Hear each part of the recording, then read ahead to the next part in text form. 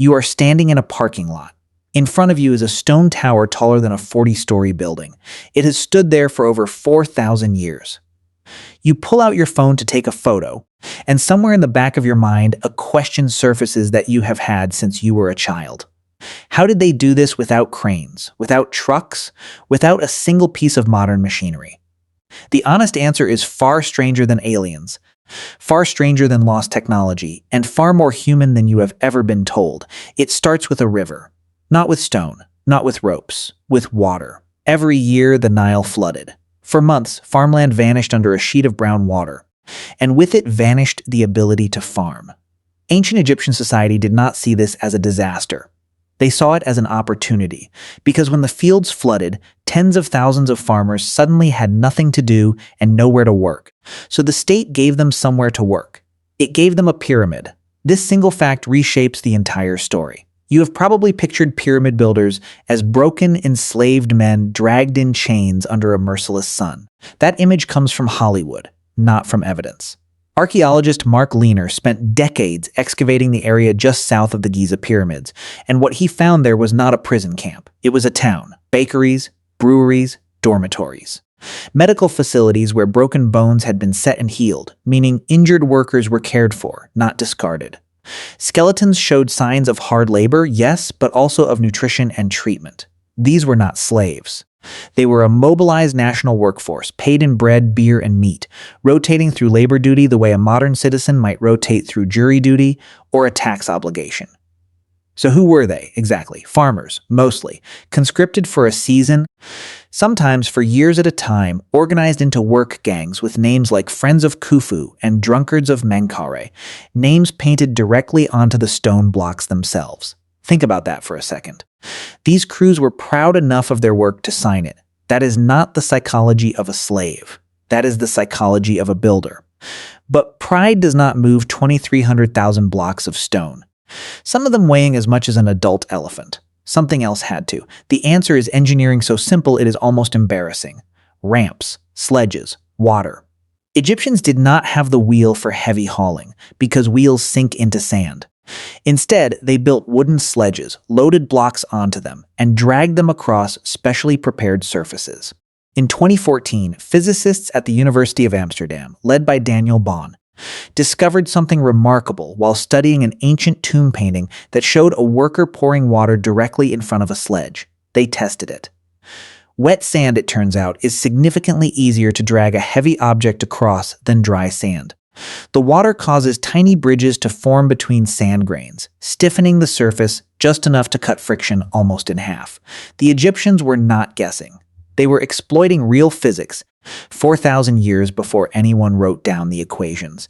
Getting stone up to height required ramps, though archaeologists still debate the exact shape. A straight ramp running from the ground to the top would have needed to be over a mile long to keep a workable slope. Too expensive, too much material. Other theories propose ramps that wrapped around the pyramid's exterior as it rose, spiraling upward like a staircase.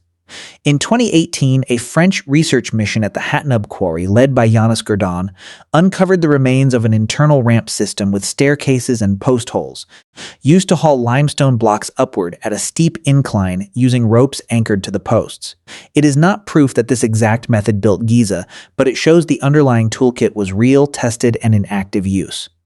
None of this explains where the stone came from, though. And this might be the part that surprises you most. Most of the pyramid's core was built from limestone quarried almost right next door, cut using nothing more than copper chisels, dolerite hammerstones, and wooden wedges soaked in water to expand and crack the rock along natural fault lines. But the finer, whiter casing stone, the surface that once made the Great Pyramid gleam like a mirror in the desert sun, came from Tura, across the river, and the massive granite blocks used inside the burial chamber came from Aswan, roughly 500 miles south. How do you move a block that weighs as much as a small house, across 500 miles with no engine? You float it.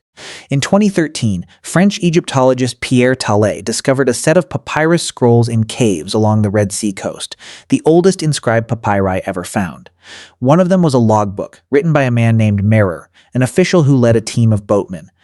Mer's diary describes in his own hand the daily transport of limestone blocks down the Nile to Giza by boat, and even records visiting the site while the pyramid was actively under construction.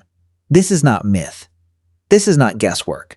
This is a first-person account written by someone who was there, describing barges, canals, and a workforce moving stone by water, because water was, and still is, the cheapest way to move enormous weight across distance.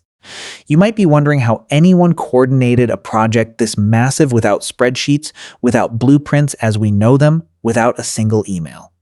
The answer is a bureaucracy so precise it would make a modern project manager nervous. Egyptian scribes tracked labor rosters, food rations, and stone deliveries on papyrus with obsessive detail. Mer's own logs record exact days off, exact quantities delivered, exact crew rotations. The pyramids were not built by chaos and whips. They were built by logistics, and logistics needed alignment. The base of the Great Pyramid is oriented to true north with an accuracy of within a tenth of a degree, a level of precision modern surveyors still find humbling.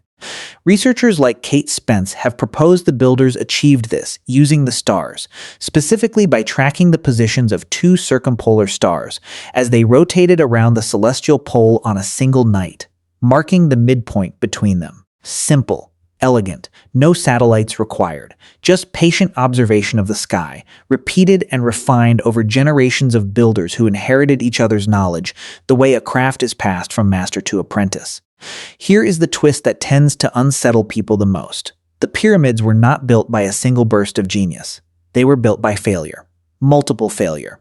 Before the smooth, perfect Great Pyramid at Giza, there was the bent pyramid at Dashur, whose walls literally change angle partway up because the original slope was too steep and started to crack under its own weight. The builders noticed. They adjusted mid-construction, softening the angle to keep the whole structure from collapsing. That is not the work of a lost, perfect ancient civilization untouched by error. That is the work of engineers, learning in real time the same way any engineer learns today, through trial, catastrophe, and correction. So why does it feel so much easier to believe aliens did it?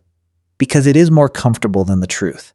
Believing ancient people could not possibly have built something this precise lets you off the hook from admitting how capable ordinary humans can be with nothing but organization, physics, patience, and about 20 years of labor.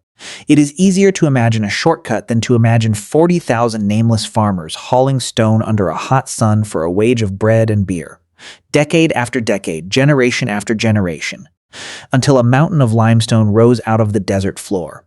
That instinct, the one that says, surely something greater than us built this, is worth sitting with for a moment. Because it is the same instinct that makes you underestimate a coworker's late-night effort, or a stranger's quiet years of practice, or your own capacity to build something enormous out of nothing but steady, unglamorous work. You look at a finished pyramid and see magic. The builders looked at an empty patch of desert and saw a plan, one block at a time. You are standing in a parking lot. In front of you is a stone tower taller than a 40-story building. It has stood there for over 4,000 years. You pull out your phone to take a photo, and this time the question in the back of your mind is not how did they do this. It is what could you build if you had 20 years, a plan, and people willing to work beside you.